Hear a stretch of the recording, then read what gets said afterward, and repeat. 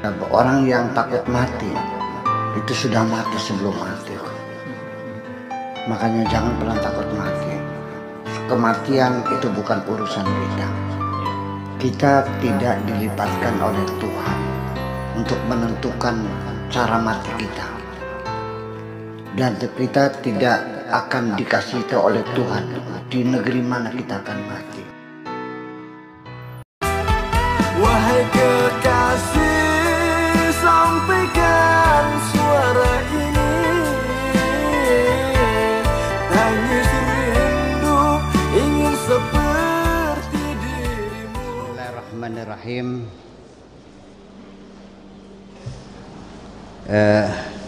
Qala Allahu fihim wa qaddimna ila ma'amilu min amalin fa'jalnahu haba'an mansura.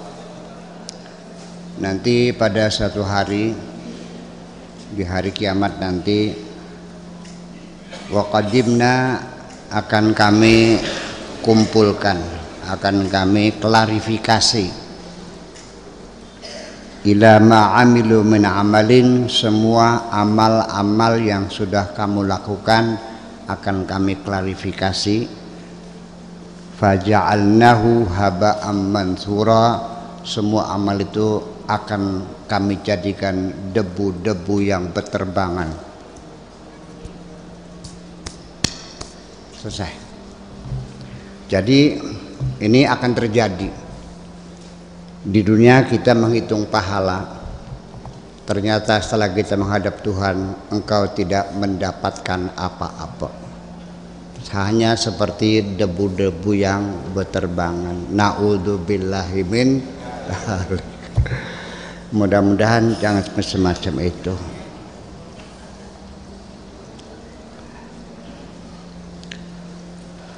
Apa itu? Kullu amalin, setiap amal yang kamu lakukan, yuradu bihi ghairallah, yang dimaksudkan, ditujukan bukan untuk Allah. Apa saja amalmu yang ditujukan bukan untuk Allah azza wa jalla, fahuwa haba'um mansur, itu adalah debu-debu yang berterbangan. Logikanya, ketika kamu bekerja bukan untuk Allah, atas dasar apa kamu minta upah dari Allah?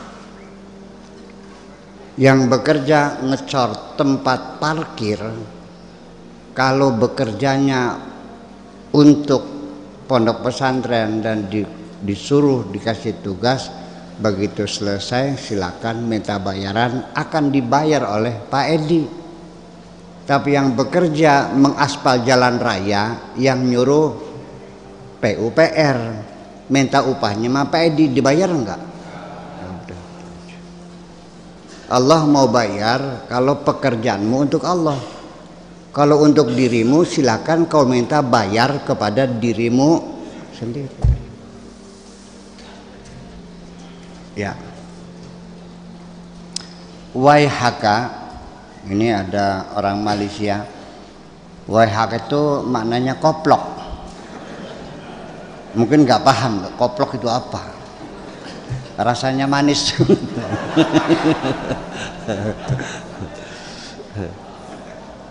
Koplok itu panggilan untuk orang yang dungu, ya.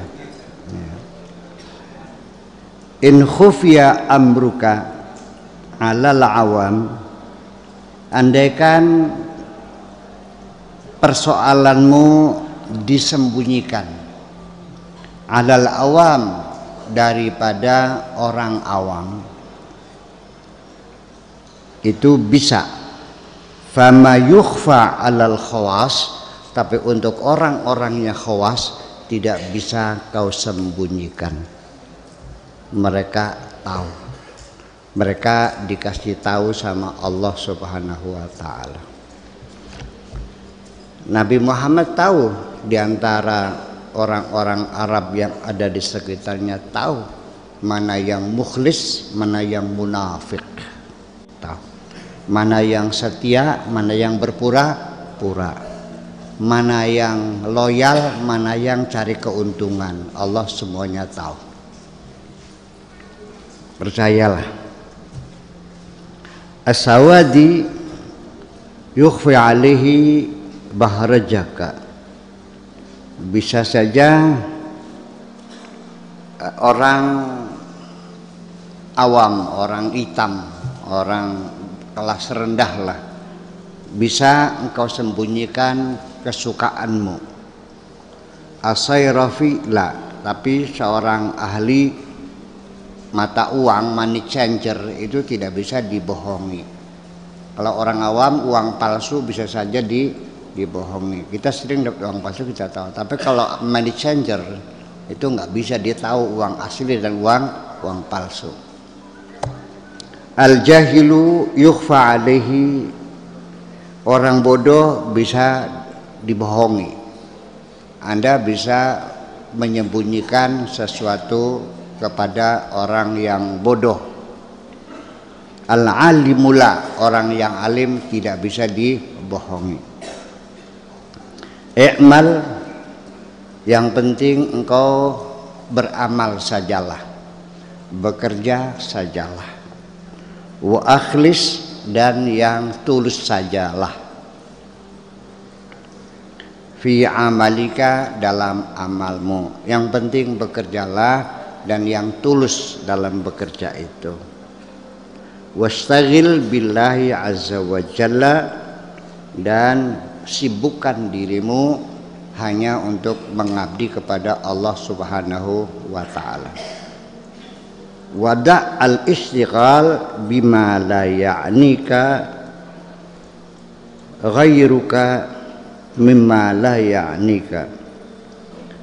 Wada', dan tinggalkan sajalah, abaikan sajalah al-istighal, kesibukan-kesibukan, bima la ya'nika ghairuka mimma la ya'nika. Jadi tinggalkan yang tidak penting-penting, tinggalkan sajalah. Kau lakukan saja yang penting saja untuk dirimu yang ada keuntungannya. Yang buang-buang waktu tinggalkan saja. Fala tastagil bihi, jangan Anda menyibukkan diri ngurusin perkara-perkara yang tak puguh, yang enggak jelas jeluntrungnya, yang enggak tahu manfaatnya ngapain. Hampir waktu kita habis tersita mengerjakan hal-hal yang enggak jelas. Berbicara, menceritakan kejelekan-kejelekan orang lain, menghitung-hitung hartanya orang lain,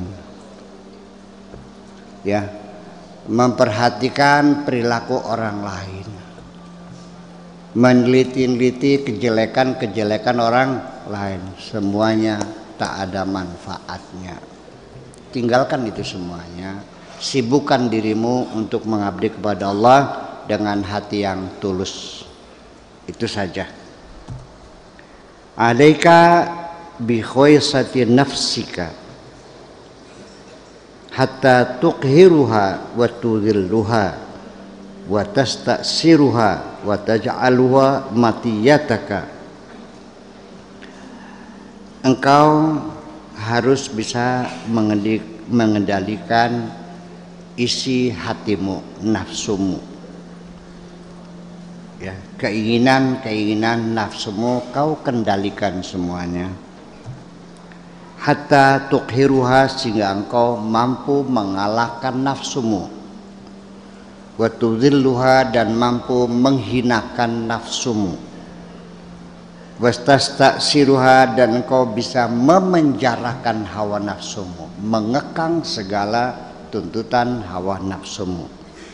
Wa taj'aluha matiyataka, lalu engkau jadikan hawa nafsumu itu sebagai kendaraanmu yang akan memberi manfaat kepada kamu. Fataqta'u biha faya fiyad dunya, sehingga engkau bisa putuskan segala hubungan dengan nafsu yang berhubungan dengan kepentingan-kepentingan dunia oleh gemerlap-gemerlapnya dunia. singkirkan semuanya itu. Hatta tasila ilal akhirah, sampai engkau ya mencapai akhirat nanti, sampai ketemu di hari akhirat nanti. Jangan terganggu, jangan tergoda dengan gemerlap dunia ini. Taqta'u biha al-khalqa hatta tasila ilal haq. Putuskan hubunganmu dengan makhluk ini sampai kau bisa bersambung dengan Allah Subhanahu wa ta'ala azza wa jalla. Hatta idza tamma laka, nanti kalau sudah selesai dengan sempurna, wa qawita, dan engkau sudah kokoh kepribadiannya, ardafta ghairaka wa minad dunya ardafta ghairaka, engkau bisa singkirkan siapapun selain kamu, minad wa minad dunya akhrajtahu, dan apapun yang bersifat urusan dunia bisa engkau keluarkan dari hatimu, wa ilal maula qadimtahu, dan kau akan menghadap kepada Tuhanmu, kepada majikanmu. Walaqmul hikami luqmatuhu, dan semua kebijakan-kebijakan bisa engkau santap dengan baik. Artinya engkau bisa menelan, menerima kebaikan-kebaikan. Alaika bisidqil hadits, kamu kalau bicara yang benar, jangan banyak bohong, ngomong yang jujur apa adanya. La tata'awwalu, jangan mentakwil-takwilkan. Sekarang di era post-truth ini ada disebut dengan fakta alternatif.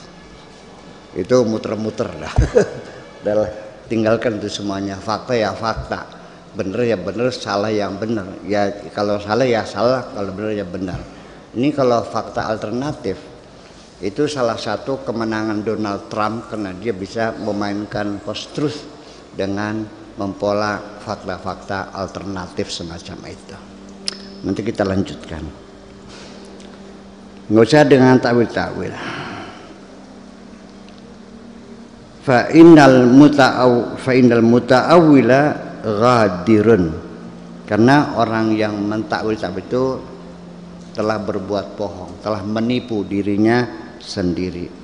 La takhaf al khalqa, sudahlah, jangan ada rasa takut kepada sesama makhluk, kepada siapapun jangan ada rasa takut.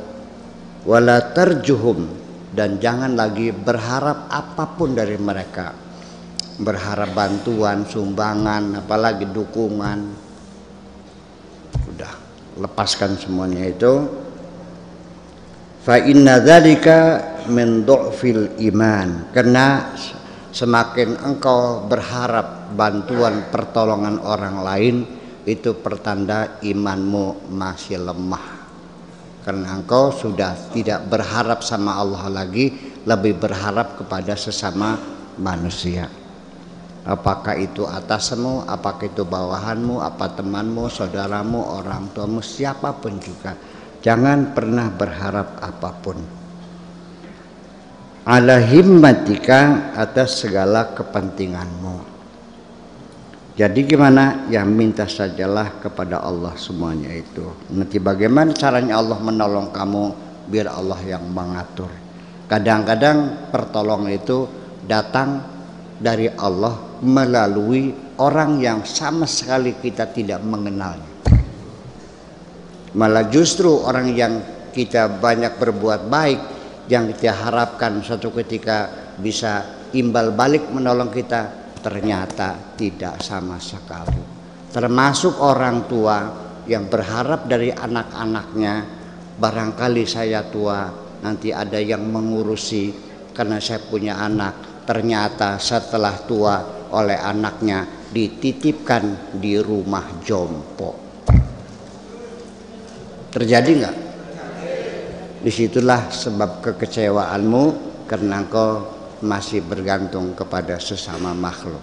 Dahlah, apapun kebaikan yang kita lakukan kepada siapapun, nawaitu lillahi ta'ala, kita niati saja untuk Allah subhanahu wa ta'ala, dan kita hanya berharap imbalan dari Allah subhanahu wa ta'ala. Jadi ketika engkau masih mengharapkan imbalan dari Allah, itu masih dalam koridor syariah, masih dibenarkan kalau Anda mengharapkan pahala, mengharapkan imbalan dari Allah. Karena Allah adalah majikanmu, Allah adalah bosmu, maka engkau bekerja untuk bosmu dan engkau sah untuk minta imbalan dari bosmu. Para nabi, para rasul juga sama, mereka berharap bayaran dari Allah.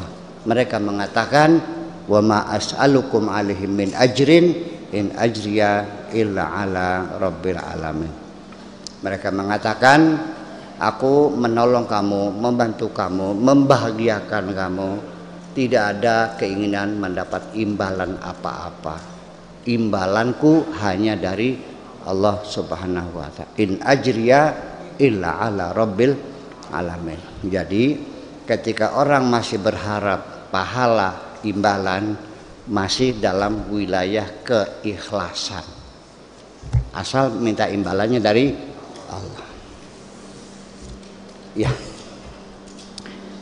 sebab kalau hidup kita masih berharap imbalan dari orang yang kita baiki, percayalah hidupmu akan menanggung kekecewaan yang berkepanjangan. Karena orang lain belum tentu akan bisa mengembalikan kebaikanmu itu. Ya. Sehingga menjadi indikator ketika engkau merasa kecewa setelah berbuat baik, maka dapat dipastikan kebaikanmu bukan untuk Allah, tapi masih untuk dirimu sendiri. Paham nggak? Iya. Kalau niat untuk Allah, yang mungkin kecewa dong. Allah itu ngitung amal kamu itu bukan pakai kalkulator biasa ya, pakai kalkulator kuantum. Ya, ya, per butir atom semuanya. Wa may ya'mal mithqala dzarratin khairan yarah, wa may ya'mal mithqala dzarratin syarran yarah. Yang baik seberat atom, yang buruk seberat atom, semuanya tercatat. Amalmu sekecil apapun, seberat apapun, 0,0-nya 31 dicatat oleh Allah. 0,00001 gram itu dicatat oleh Allah. Nggak ada yang terlewatkan. Jadi artinya bahwa ketika setelah engkau berbuat baik, lalu pada saat yang lain Anda membutuhkan bantuan kepada orang yang dulu pernah engkau baiki, ternyata ketika dia tidak bisa berbuat baik kepadamu, lalu engkau menyesal karena dulu pernah menolong dia, itulah kekecewaanmu. Itu pertanda bahwa dulu yang kau lakukan bukan untuk Allah. Jangan berharap dibayar oleh Allah. Makanya Kanjeng Nabi Muhammad SAW bersabda, ittaqi syarra man ahsanta ilaih. Waspadalah menghadapi kejahatan orang yang dulu pernah engkau baiki. Kejahatan yang dilakukan oleh orang yang engkau sayangi, kejahatan yang dilakukan oleh orang yang engkau cintai. Biasanya yang menyakiti dirimu tidak jauh adalah orang-orang yang ada di sekitarmu. Nggak mungkin orang Surabaya menyakiti kamu kok. Betul nggak? Yang ada sekitarmu itu, di mana engkau pernah menolong mereka, pernah berbuat baik pada mereka. Ketika engkau kecewa, kenapa dulu aku membantu dia, Kalau tahu begitu tidak akan kubantu orang tuh. Itu artinya kebaikan itu adalah untuk dirimu sendiri, karena di situ masih ada harapan untuk ada imbalan yang bersifat reciprocal, imbal balik kebaikan itu. Itulah kira-kira. Kecewa kan? Ya. Jadi kalau begitu, kesimpulan saya, penderitaanmu itu berawal dari kebaikan-kebaikanmu juga. Betul enggak? Semakin banyak berbuat baik, engkau semakin banyak kecewa. Kalau bukan untuk Allah. Tetapi kalau untuk Allah, engkau akan mendapatkan kebahagiaan yang luar biasa. Ya, itu. Kebahagiaan yang kau dapatkan karena engkau bisa menyenangkan orang lain, bisa membahagiakan orang lain. Orang lain merasa bahagia dibantu, kebahagiaan dunia. Tapi engkau merasa bahagia bisa membahagiakan orang lain, kebahagiaanmu itu adalah aroma sorga. Di dalam lubuk hatimu yang paling dalam, napasmu menjadi lega, badanmu menjadi sehat, tidurmu lelap, makanmu lahap, badanmu sehat, rezekimu lancar, suamimu sayang, anakmu lucu-lucu. Itu. Nah, itu para nabi, para rasul tidak minta imbalan dari manusia. Mereka hanya mengharapkan imbalan dari Allah. Adapun saya sudah lagi tidak pernah berpikir meminta imbalan apapun dari Allah, karena kita merasa malu. Imbalan apa lagi? Kenikmatan Allah berlimpah ruah dan saya tidak pernah membayarnya kok. Apalagi kepada Tuhan yang menciptakan dirimu, yang memfasilitasi dengan segala kenikmatan dari angin, udara, oksigen dan sebagainya, mata, telinga, kepala, kaki yang diberi gratis, ya kan? Sangatlah tidak layak untuk meminta imbalan. Ibumu saja yang hanya tugasnya menyusui dan menyebokin kamu juga tidak layak disuruh oleh ibu engkau minta upah kepada ibumu itu. Padahal tugas ibu hanya nyusui dan nyebokin, tidak membuat dirimu. Ibumu tidak sengaja membuat kamu itu.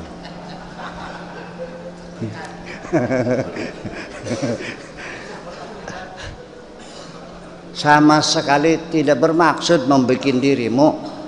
Dia ingin bersenang-senang sendiri kok. Dan engkau lahir di dunia hanyalah akibat dari. Itu pun tidak layak meminta upah, apalagi kepada Allah Subhanahu wa taala. Jadi yang kita harapkan tidak lebih, hanyalah saya ingin membuat Allah senang. Itu saja. Ya, dan mohon ditampi, mohon diterima. Itu pun satu kebahagiaan yang terhingga ketika amal kita sekecil apapun Allah terima. Itu aja. Sebab kalau masih ada harapan selain Allah sendiri, apakah itu surga, apakah itu takut neraka, apakah itu berarti engkau masih mengharapkan sesuatu yang lain. Ya, oleh karena itu maka satu pendorong motivasi kita untuk berbuat kebaikan apapun tidak lebih just because I love you, karena aku mencintaimu. Betul nggak? Seorang lelaki yang mencintaimu, ketika dia berbuat baik sesuatu, sangat tidak etis kalau dia mengharapkan sesuatu dari kamu.